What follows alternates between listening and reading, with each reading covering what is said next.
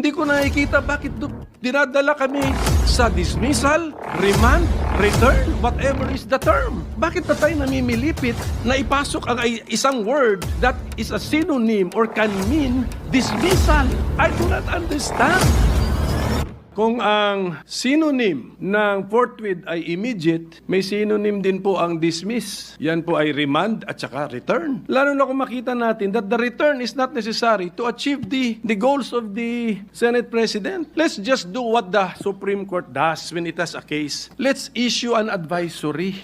Okay. Summons para kay impeached officer. Mag-advisory tayo sa House panel of prosecutors. In addition to the answer filed by the impeached officer, anticipate na natin yun. Answer the following questions raised during the hearing of the Senate as impeachment court on June 10. And then we can even write down the questions that we want them to answer. It's addressable by an advisory. Hindi ko nakikita bakit dinadala kami sa dismissal, remand, return, whatever is the term. Mr. President, hindi ko alam bakit kailangan tayo, bakit ba tayo namimilipit na ipasok ang isang word that is a synonym or can mean dismissal? I do not understand when a mere advisory can help the court, Mr. President. That's all I want to say.